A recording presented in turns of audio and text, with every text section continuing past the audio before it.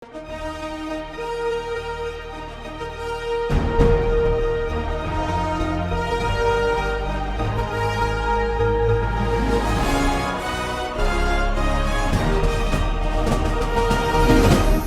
பார்த்து கொண்டிருப்பது உங்கள் ஜாஷுவா டிவி. சகல ஜனங்களுக்கும் நற்செய்தி.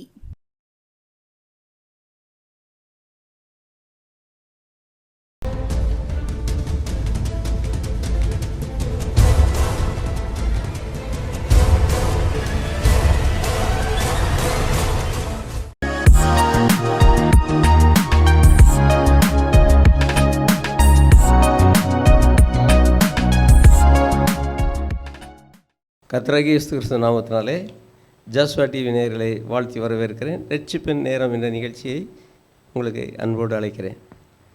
வாரந்தோறும் செவ்வாய்க்கிழமை சாயந்தரம் 7 மணி அளவிலே இந்த செய்தியை கேட்கும்படி வந்திருக்கிற உங்கள் ஒவ்வொருவரையும் கர்த்தர் அபரீதமாய் ஆசீர்வதிப்பாராக. இப்போது நாம்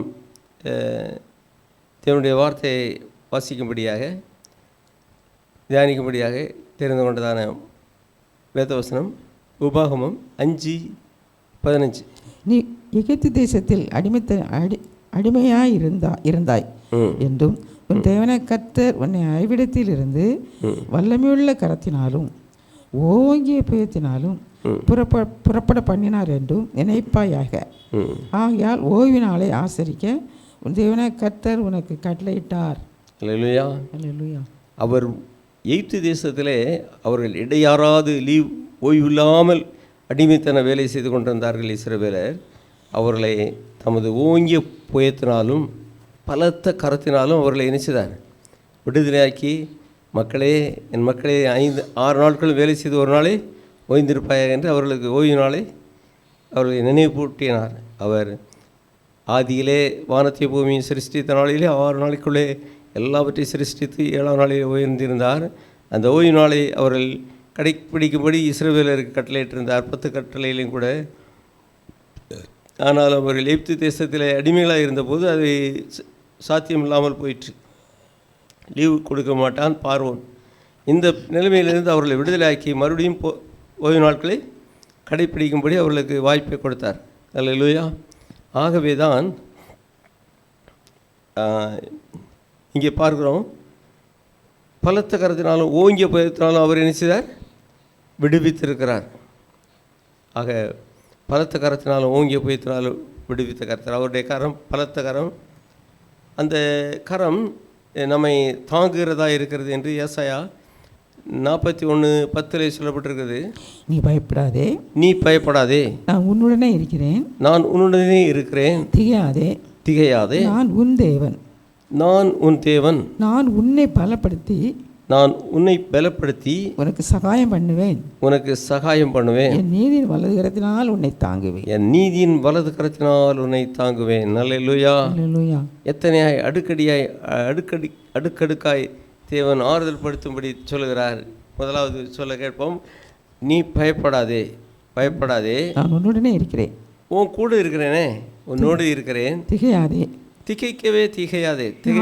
திகைப்பு யாரை பிடிக்கிறது என்றால், என்ன செய்வது என்று அறியாமல் இருக்கிற மக்கள், அதாவது திகைப்புக்குள்ளாகிற மக்கள் இருக்கிறார்களே, தேவனை அறியாத திக்கற்ற நிலைமையில் இருக்கிற மக்கள் திகைக்கத்தான் செய்ய வேண்டியதாக இருக்கும். தேவனை அறிந்து கொண்டவர்கள் திகைக்க வேண்டிய அவசியம் இல்லை. அவர் பயப்படாதே, நான் உன்னுடனே இருக்கிறேன், ஆகவே திகையாதே, நான் உன் தேவன், நான் உன் தேவன். அவர் நம்முடைய தேவனாக இருக்கிறபடினாலே நாம் திகைக்க வேண்டியதில்லை. அல்லேலூயா. நான் உன்னை பலப்படுத்தி உனக்கு சகாயம் பண்ணுவேன், என் நீதியின் வலது கரத்தினால் உன்னை தாங்குவேன். என் நீதியின் நான் உனக்கு பலப்படுத்தி உனக்கு சகாயம் பண்ணுவேன். உதவி செய்வதற்கு யாரும் இல்லையே, இந்த விஷயத்தில் எனக்கு யார் சகாயம் பண்ணுவா அப்படின்னு சொல்லி என்ன செய்ய வேண்டியதில்லை, கலங்க வேண்டிய அவசியம் இல்லை. நான் உனக்கு பலப்படுத்தி உனக்கு சகாயம் பண்ணுவேன், நீதியின் வலது கரத்தினால், நீதியின் வலது கரத்தினால் உன்னை தாங்குவேன். அல்லேலூயா. அல்லேலூயா. அவர் நம்மை தன்னுடைய நீதியின் வலது கரத்தினால் தாங்குகிறார். ஆகவே பயப்பட வேண்டிய விஷயம் இல்லை. அவர் ஓங்கிய புயத்தினாலும் பலத்த கரத்தினாலும் ஓங்கிய புயத்தினாலும் விடுதலையாக்கிற கருத்தர் மட்டுமில்லை, அவருடைய வலது கரத்தால் நீதியின் வலது கரத்தால் என்ன செய்கிறார்? தாங்குகிறார். இப்படிப்பட்ட கரம் இருக்கிற அப்படின்னாலே ஓங்கு புயமும் பலத்த கரமும் உன் பக்கமேயுண்டு. தாங்கும் கிருபை தயவு இரக்கம் தாராளமாயுண்டு. இஸ்ரவேல் என் ஜனமே என்றும் இடறிட வேண்டாம். யெகோவா உன் தெய்வமானார் ஏதும் பயம் வேண்டாம். அல்லேலூயா. ஹல்லேலூயா. அவர் நம்முடைய தேவன். பலத்த கரத்தினால் விடுவித்தவர். அவர் நீதியின் பலத்த கரத்தினால் நித்தமும் தாங்கி நடத்துகிற தேவன். அவர் இஸ்ரவேலர் பாவம் செய்தபோது அவர்களை ஒரு சமயம் கானான் தேசத்தில் இருந்து அவர்கள் பாபிலோன் தேசத்துக்கு அடிமைகளாக கொண்டு போகப்பட்டார்கள். தேவாலயம் நேபுகாத்நேச்சார் வந்து எருசலேம் தேவாலயத்தை இடித்து அங்குள்ள தேவனுக்கு ஆராதனை செய்யும்படியான பனிமுட்டுகள், பொற்பாத்திரங்கள், பொற்கிண்ணிகள் எல்லா தட்டு முட்டுகளையும் பாபிலோனுக்கு எடுத்துக்கொண்டு அரண்மனையில் வைத்து கொண்டான். ஒரு சமயம் வந்தது, அவனுக்கு அடுத்த ராஜா வரபோது தேவன் அவனுக்கு எச்சரிப்பு கொடுத்தார். இனி என்ன செய்யாத, தேவனுடைய ஆலயத்தை பாபிலோன் தேவாலயத்தை இடித்ததோ அதே பாபிலோனிலிருந்து பொருட்களெல்லாம் கொண்டு போகப்பட்டு எருசலேம் தேவாலயத்தை கட்டவும் அங்கே உள்ள எடுத்துக்கொண்டு வந்த பனிமுட்டுகளை எல்லாம் அங்கே கொண்டு சேர்க்கவும் தேவனுக்கு இந்த பாபிலோன் ராஜாவுக்காக வேண்டுதல் செய்யும்படியாகவும் அவன் கேட்டுக்கொண்டான். இந்த விதமான ஒரு நாள் வந்தபோது ராஜா சொல்லிவிட்டான், என்ன செய்யுங்க, நீங்கள் எருசலேமுக்கு போய் தேவாலயத்தை கட்டலாம், கட்டுறதுக்கு பிரியப்பட்டவர்களெல்லாம் புறப்பட்டு போகலாம். அடிமைகளாக பிடித்து கொண்டு வந்திருந்தான். இப்பொழுது அவர்களை விடுதலையாக்கி சொல்கிறான், நீங்கள் எல்லோரும் என்ன செய்யலாம், எருசலேமுக்கு திரும்பி போகலாம், உங்களுக்கு தேவையான பொருட்கள் உதவிகளை எல்லாம் தருகிறேன். தேவாலயத்தை கட்டி அந்தி சந்தி பலிகளெல்லாம் விடப்பட்டு அங்கே தேவனுக்கு ராஜாங்கத்துக்காகவும் ராஜ குடும்பத்துக்காகவும் நீங்கள் எங்களுக்காக ஜெபம் பண்ணுங்கள் என்று கேட்டுக்கொள்கிறான். அல்லேலூயா. எந்த மனுஷன் எல்லாவற்றையும் எடுத்துக்கொண்டு போனானோ அங்கே இருந்து அந்த ராஜ்யத்திலிருந்தே தேவாலயம் கட்டப்பட்டது. இப்படி கட்டப்பட நேரத்தில் தான் அந்த நாட்களில் இருந்தவன் எஸ்ரா வேதபாரகன், வேதத்தில் கற்று தேறின வேதபாரகன், அவனை இடத்துல சொன்னான், நீ வேதத்தை அனுப்பி ஜனங்களுக்கு நன்றாக போதிக்கவும் செய் என்று சொல்லி அவர்களுக்கு தேவையானதெல்லாம் கொடுத்து அனுப்புகிறான். தேவனுடைய கரம் அவனோடு இருந்தபடினாலே இந்த காரியங்களெல்லாம் நடந்தது என்று சொல்லி வாசிக்கிறோம். எஸ்ராவின் புஸ்தகம் 8ஆம் அதிகாரம் 21 முதல் 23 வரை உள்ள வசனங்களையும். அப்பொழுது நாங்கள் எங்கள் தேவனுக்கு முன்பாக எங்களை தாழ்த்துகிறதுக்கும் எங்களுக்காகவும் எங்கள் பிள்ளைகளுக்காகவும் எங்கள் சகல பொருளுக்காகவும் செவ்வையான வழியை தேடுகிறதுக்கும் நான் அங்கே அந்த அகவா நதி அண்டையிலே வாசத்தை கூறினேன். வழியிலே சத்துருவை விலக்கி எங்களுக்கு துணை செய்யும்படிக்கு நான் ராஜாவிடத்தில் சேர்வைக்காரரையும் குதிரை வீரரையும் வைக்கப்பட்டிருந்தேன். எங்கள் தேவனுடைய கரம் தம்மை தேடுகிற எல்லாரும் எங்கள் தேவனுடைய கரம் தம்மை தேடுகிற யாவரும் மேலும் அவர்களுக்கு நன்மையாக இருக்கிறது என்று அவருடைய வல்லமையும் அவருடைய கோபமும் அவரை விட்டு விலகுகிற எல்லார் மேலும் இருக்கிறது என்றும் நாங்கள் ராஜாவுக்கு சொல்லியிருந்தோம். அப்படியே நாங்கள் வாசம் பண்ணி எங்கள் தேவனிடத்திலே அதை தேடினோம். எங்கள் விண்ணப்பத்தை கேட்டு அள்ளினார். அல்லேலூயா. அல்லேலூயா. ரைட். ஆக இங்கே பார்க்கிறோம், அதாவது இவர்கள் புறப்பட்டார்கள். இவர்களிடத்தில் எல்லா பொருட்களையும் கொடுக்கும்போது இவன் ராஜாவிடத்தில் சொல்லியிருந்தான், ராஜாவே, எங்கள் தேவனாகி கர்த்தருடைய கரம், அதாவது தமக்கு பயந்து நடக்கிறவர்களுக்கு அனுகூலமாக இருக்கிறது என்றும் தம்மை துன்மார்க்கமாக நடக்கிற ஜனங்களுக்கு தன்னுடைய கரம் விரோதமாக இருக்கிறது என்றும் சொல்லியிருந்தார்கள். இப்போ இவங்க தேவனுக்கு பயந்தவர்கள் தேவனுடைய திட்டத்தை, தேவனுடைய சித்தத்தை, தேவனுடைய வேலையை செய்ய முயற்சி பண்ணும்போது எங்களுக்கு நீங்கள் இந்த பொருட்களை எல்லாம் தந்து விடும்போது எங்களுக்கு இது படைப்பட்டாளங்களெல்லாம் நீங்கள் எங்களுக்கு உதவியாக அனுப்ப வேண்டும், எங்களுக்கு பாதுகாப்பு என்று சொல்லி அவங்க தளபதிகளையோ இராணுவ வீரர்களையோ கேட்கவில்லை. ஏனென்றால் தேவன் பலத்த கரம் எங்களோடு இருக்கிறது என்று சொல்லியிருந்தபடினாலே. ஆனாலும் இவனுக்குள்ளே ஒரு அச்சம். இந்த நாட்களிலெல்லாம் உலகத்திலே கடற்பயணம் செய்கிறவர்களே சோமாலியா என்ற நாட்டு மக்கள் கொஞ்சம் பஞ்சத்தில் இருக்கிறபடினாலே கப்பல்களை கடத்தி கப்பலை கொள்ளையடிக்கிறார்கள், கப்பல் கொள்ளைக்காரர்கள் என்று தேசத்திலே சில நேரங்களில் பார்க்கிறோம். இதுபோல் வனாந்தரத்தில் அந்த நாட்களில் இவர்கள் வழி நடந்து செல்ல வேண்டும். அதுவும் பாபிலோனிலிருந்து எருசலேமுக்கு செல்ல வேண்டும். இங்கே இவர்களிடத்தில் எண்ணிக்கை அடங்காத பொன் பனிமுட்டுகள், தேவாலயத்தில் பனிமுட்டுகள் எல்லாம் வெளியேறப்பெற்ற பொருட்கள் இவரை கொண்டு செல்ல வேண்டியதாக இருக்கிறது. ஆனால் வழியிலே அல்லது கொள்ளைக்காரர்கள் அல்லது திருடர்கள் பயத்துக்காக தனக்கு படைப்பட்டாளம் உதவிக்கு வேண்டும் என்று கேட்கவில்லை. ஏனென்றால் எங்கள் தேவனுடைய கரம் தமக்கு தேடுதலுக்கு அனுகூலமாக இருக்கிறது என்று சொல்லிவிட்டோமே, நாம் எப்படி கேட்பது என்று சொல்லி போகிறான். ஆனால் ஒரு எண்ணம், தேவனிடத்தில் நம்ம என்ன செய்யணும்? ஜெபம் பண்ண வேண்டும். அகவா நதி அண்டையிலே அவன் என்ன செய்தான்? எல்லாரும், அதாவது தங்களை தாழ்த்தவும், அது அந்த 21 வசனத்தில் தான் சொல்லியிருக்கு, நாங்கள் எங்களை தாழ்த்தவும் எங்களுக்காகவும் எங்கள் பிள்ளைகளுக்காகவும் எங்கள் சகல பொருட்களுக்காகவும் செவ்வையான வழிகளை தேடுகிறதுக்கு அந்த அகவா நதி அண்டையிலே விசுவாசத்தை கூறினோம். அல்லேலூயா. அருமையானவர்களே, இந்த நாட்களிலே நம்முடைய வாழ்க்கையிலே ஏதோ ஒரு காரியத்தை குறித்து நமக்கு ஒரு பயமான எண்ணம் உண்டானால் நாம் செய்ய வேண்டியது, அதற்காக வேறு உலக பிரகாரமான பாதுகாப்பு நடவடிக்கையை எடுப்பதை விட முதன்மையாக தேவ சமூகத்திலே நம்மை தாழ்த்தி நமக்காகவும் நம்முடைய பிள்ளைகளுக்காகவும் நம்முடைய பொருட்களுக்காகவும் நல்ல செமையான வழியை காண்பிக்கும்படி உபவாசித்து ஜெபிப்பது இந்த பகுதியின்படி நல்லது என்று காணுகிறோம். அல்லேலூயா. விதமாக செய்வோமானால் நிச்சயமாக பெரிய விடுதலை உண்டு. அல்லேலூயா. இவ்விதமாக உபவாசித்து ஜெபித்து அவர்கள் பயணத்தை தொடர்ந்தார்கள். அடுத்தபடியாக பார்த்தீங்கன்னா அந்த 18 முதல் 21 வரையா? 28 முதல் 31 வரையா? வாசி. அவர்களை நோக்கி, நீங்கள் கர்த்தருக்கு பரிசுத்தமானவர்கள், இந்த பனிமுட்டுகளும் உங்கள் பிதாக்களுடைய தேவனாய கர்த்தருக்கு மன உற்சாகமாய் செலுத்தப்பட்ட இந்த வெள்ளியும் இந்த பொன்னும் பரிசுத்தமானவர்கள். நீங்கள் அதை எருசலேமில் இருக்கிற தேவனுடைய ஆலயத்தின் அறைகளில் ஆசாரியர் லேவியருடைய பிரமாண பிரபுக்களுக்கும் இஸ்ரவேலுடைய வம்ச தலைவர்களுக்கும் முன்பாக நிறுத்து ஒப்புவிக்க மட்டும் விழிப்பாக இருந்து அதை காத்து கொள்ளுங்கள் என்றேன்.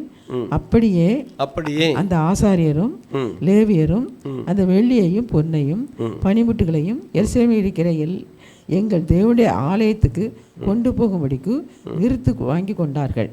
நாங்கள் எருசலேமுக்கு போக முதலாம் மாதம் 12ஆம் தேதியிலே அகவா நதியை விட்டு பயணம் புறப்பட்டோம். எங்கள் தேவனுடைய கரம் எங்கள் மேல் இருந்து வழியிலே சத்துருவின் கைக்கும் பதிவிற்கிறவர்களின் கைக்கும் எங்களை தப்பிவித்தது. விலைக்கு தப்பிவித்தது. அல்லேலூயா. இதுதான் முக்கியம். அவங்க ஜெபித்ததனுடைய பலனை அவங்க பெற்றுக்கொண்டாங்க. தேவனுடைய கரம் அவங்களோடு இருந்ததுனாலே வழியிலே பதிவிற்கிறவர்கள் கைக்கும்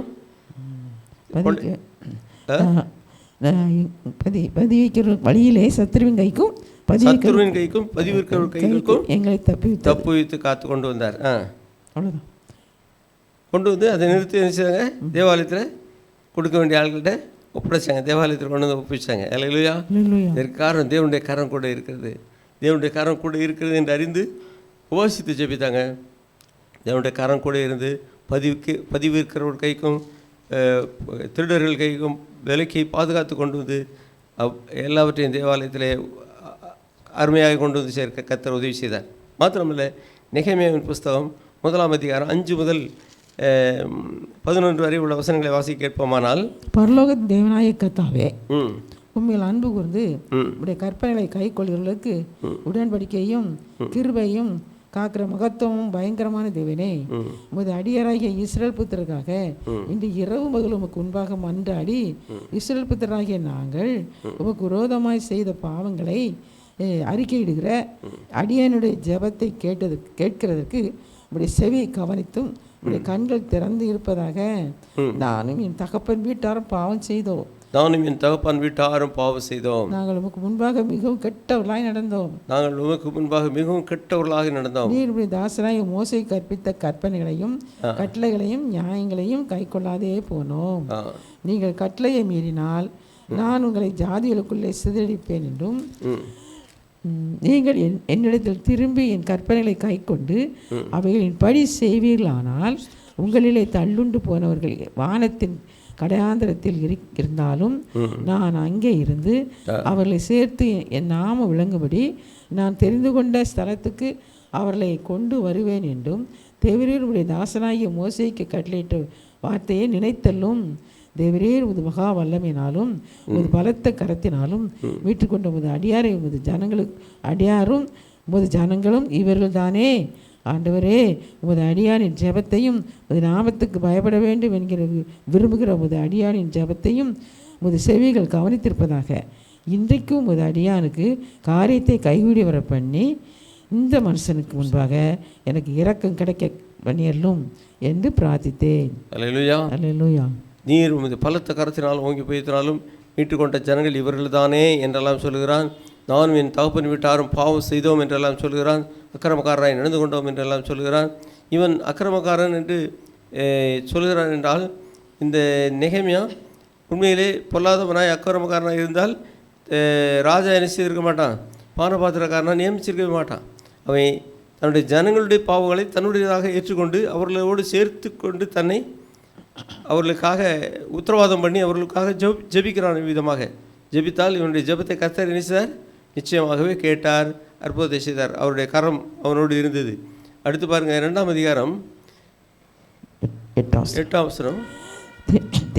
தேவாலயத்துக்கு இருக்கிற அரணின் கதவு வேலைக்கும் நகர அலங்கத்தின் வேலைக்கும் நான் தங்கப்போகிற வீட்டின் வேலைக்கும் வேண்டிய மரங்களை ராஜாவின் வனத்துக்கு காவலாளனாகிய ஆசாப் எனக்கு கொடுக்கும்படிக்கும் அவனுக்கும் ஒரு கடிதம் கட்டளையிடப்படுவதாக என்றேன். என் தேவனுடைய தயவுள்ள கரம் என்மேல் இருந்தபடியால் ராஜா அவைகளை எனக்கு கட்டளையிட்டார். அல்லேலூயா. அல்லேலூயா. இப்போ இந்த நெகேமியாவின் காலத்தில் தேவாலயம்லாம் கட்டப்பட்டாயிற்று. ஆனால் தேவாலயத்தின் கதவுகளுக்கு எல்லாம் வேலை இருக்குது பாக்கி. இப்போ எருசலேம் அலங்கம் இடிக்கப்பட்டு கிடந்தது, அது கட்டப்பட வேண்டும்.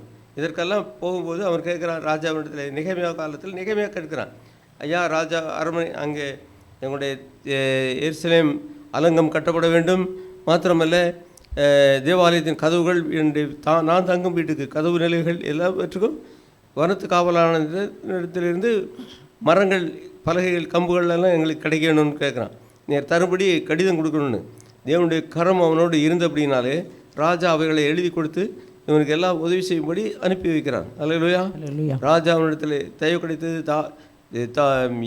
நெகேமியாவோடு தேவனுடைய கரம் இருந்தது. தேவனுடைய கரம் நம்மோடு இருக்குமானால் தேவன் நமக்கு, அதாவது இதெல்லாம் நடக்கக்கூடுமா என்று நினைக்கக்கூடிய காரியங்களெல்லாம் நடக்கும்படி செய்வார். ஏனென்றால் தேவனுடைய கரம் நம்மோடு இருக்க வேண்டும், அதுதான் முக்கியம். அடுத்து 18 என் தேவனுடைய கரம் என்மேல் நன்மையாக இருக்கிறதையும் என் தேவனுடைய கரம் என்மேல் நன்மையாக இருக்கிறது என்றும் ராஜா என்னோட சொன்ன வார்த்தைகளையும் அவர்களுக்கு அறிவித்தேன். அப்பொழுது அவர்கள் எழுந்து கட்டுவோம் வாருங்கள். அப்பொழுது அவர்கள் அந்த ஜனங்கள் எழுந்து கட்டுவோம் வாருங்கள் என்று சொல்லி அந்த நல்ல வேலைக்கு தங்கள் கைகளை திடப்படுத்தினார்கள். அல்லேலூயா. அல்லேலூயா. இப்போ பாருங்க, தேவனுடைய கரம் கூட இருந்த மட்டும் இல்லை, இந்த வார்த்தைகள் எல்லாம் கேட்டபோது ஜனங்களும் நினைச்சதாங்க அந்த நல்ல வேலைக்கு தங்கள் கைகளை திடப்படுத்தினார்கள். அல்லேலூயா. நாம் ஒரு ஊழியங்களை செய்ய விரும்புகிற போது நாம் நமக்கு தேவன் தந்திருக்கிற வெளிப்பாடுகளையும் தரிசனங்களையும் சொல்லுவோமானால் அந்த நல்ல வேலைக்கு எல்லாரும் ஒருமித்து ஆளுக்கு ஒரு கை ஆண்டவர் மேல் வை, ஆண்டவருக்காய் வை என்று சொன்னபடி அவர்களும் ஒத்துழைப்பார்கள். அவர்கள் சொன்னார்கள், எல்லோரும் என்ன செய்தார்கள், அந்த நல்ல வேலைக்கு தங்கள் கைகளை திடப்படுத்தினார்கள். ஓரேனியான சன்பலாத்தும் அம்மோனியான தொபியா என்னும் ஊழியக்காரனும் அரேபியனான கேசேனும் இதை கேட்டபோது எங்களை பரியாசம் பண்ணி எங்களை நிந்தித்து, நீங்கள் செய்கிற இந்த காரியம் என்ன, நீங்கள் இப்போ ராஜாவுக்கு விரோதமாய் கலகம் பண்ண போகிறீர்களோ என்றார்கள். அதற்கு நான் மறுமொழியாக பரலோகத்தின் தேவனானவர் காரியத்தை கைகூடி வர பண்ணுவார். அவருடைய ஊழியக்காரராகிய நாங்கள் எழுந்து கட்டுவோம். உங்களுக்கு என்ன வேண்டாம், உங்களுக்கோ வென்றால் எருசலேமிலே பங்கும் இல்லை, பாத்தியமும் இல்லை, உங்கள் பேர் விளங்க ஒன்றும் இல்லை என்று சொன்னேன். அருமையான தேவனுடைய பிள்ளைகளே, நாம் கர்த்தருடைய வேலையை செய்கிறோம் என்றால், கர்த்தருக்காக ஊழியம் செய்கிறோம் என்றால், நாங்களும் அதில் எங்கள் காணிக்கையை கொஞ்சம் வாங்கிக்கிடுங்கன்னா கட்டாயம் நம்ம எல்லோரும் அவிசுவாசியுடைய காணிக்கையை கட்டாயம் வாங்கணும்னு அவசியமே இல்லை. நாங்களும் பங்கு பெறணும்.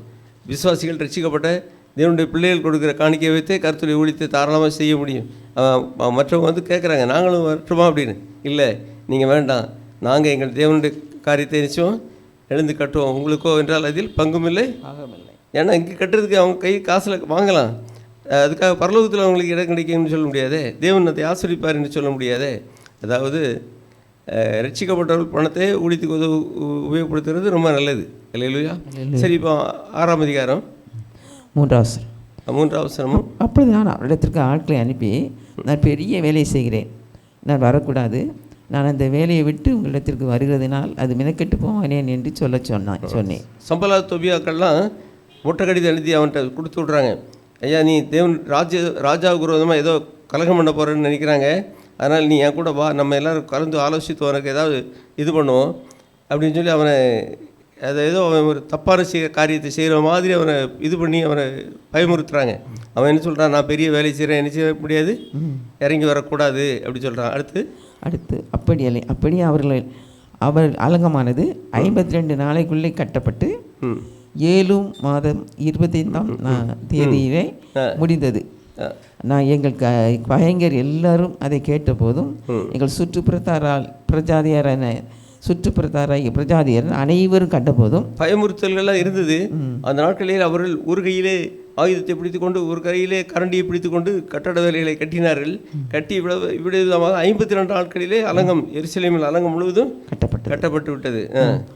அனைவரும் கண்டபோதும் மிகவும் முனையற்று போய் இந்த கிரியை எங்கள் தேவனால் கைகூடி வந்தது என்று அறிந்தார்கள். அல்லேலூயா. இந்த கிரியை முனையற்று போனார்கள் என்றால், ஒரு அதாவது கடப்பாறை கம்பி குத்தி குத்தி மொட்டையாக போச்சு, நான் மழுங்கி போச்சுன்னு சொல்லுவோம். அந்த மாதிரி இவங்கெல்லாம் என்ன செய்தாங்க, என்னத்தெல்லாமோ பேசி பார்த்தாங்க, கடைசியில் மழுங்கி போனாங்க. முனையற்று போனார்கள் இருக்குன்னு முனையற்று போனார்கள். ஆக இவ்விதமாக மழுங்கி போனார்களாக போனாங்க. சரி, கர்த்தருடைய கரம் கூட இருக்கணும். கர்த்தருடைய கரத்தை பற்றி பார்க்கணும்னா 1 பேதுரு 5ஆம் அதிகாரம் 6ஆம் வசனத்தில் எழுதப்பட்டிருக்குது. ஆகையால் ஏற்ற காலத்தில் தேவன் உங்களை உயர்த்தும்படி அவருடைய பலத்த கரத்துக்குள் அடங்கியிருங்கள். அல்லேலூயா. அவர் ஓங்கிய புயத்தினால் பலத்த கரத்தினால் நம்மை விடுவித்தவர், அவருடைய நீதியின் வலது கரத்தினால் தாங்குகிறவர். எஸ்ராவோடு இருந்த தேவனுடைய கரம், நெகமியாவோடு இருந்த பலத்த கரம், அந்த கரத்துக்குள் நாம் அடங்கி இருப்போமானால் தேவன் ஏற்ற காலத்தில் நம்மையும் உயர்த்துவார். அவருடைய கரத்தில் இன்னும் அநேக ஆசீர்வாதம் உண்டு. நீதிமொழிகள் 3ஆம் அதிகாரம் 16ஆம் வசனத்தை வாசிக்க கேட்கும்போது, அதன் வலது கையில் தீர்க்காயுசும், அவருடைய வலது கரத்தில் தீர்க்காயுசும், அதன் இடது கையில் செல்வமும் கனமும் இருக்கிறது. அல்லேலூயா. எல்லாம் தேவ கரத்திலே நாம் காத்திருப்போமானால், நாம் அடங்கி இருப்போமானால் தேவன் தீர்க்காயுசையும் செல்வத்தையும் கனத்தையும் கூட நமக்கு தர வல்லவராக இருக்கிறார். ஆகவே அருமையானவர்களே, கர்த்தருக்கு பயந்து அவர் கீழ்ப்படி நடந்து கொள்வோமானால், கர்த்தர் தம்முடைய கரத்துக்குள் அடங்கி இருப்போமானால், கர்த்தர் அவர் தம்முடைய பலத்த கரத்தினாலும் ஓங்கிய புயத்தினாலும் நீதியின் வலது கரத்தினாலும் நெகமியா எஸ்ராவெல்லாம் தாங்கின அவருடைய வலது கரம் அவர் கரத்துக்குள் அடங்கி இருக்கிற நம்மை ஏற்ற காலத்தில் உயர்த்துவார். ஜெபம் பண்ணுவோம். எங்கள் அன்பின் ஆண்டவரே, பரலோக பிதாவே, இந்த வசனத்தை கேட்ட ஒவ்வொருவருக்காக ஜெபிக்கிறேன். யூடியூப் மூலமாகவும் டிவி மூலமாக பார்த்த ஜனங்களுக்காக ஜெபிக்கிறோம். கர்த்தர் அவர்களோடு இடைப்படும் அற்புதத்தை செய்து உமது வலது கரத்தினால் அவரை தாங்கிடலாம். இயேசு கிறிஸ்து நாமத்தில் ஜெபிக்கிறோம் பிதாவே. ஆமென். God bless you. மீண்டும் அடுத்த வாரம் சந்திப்போம்.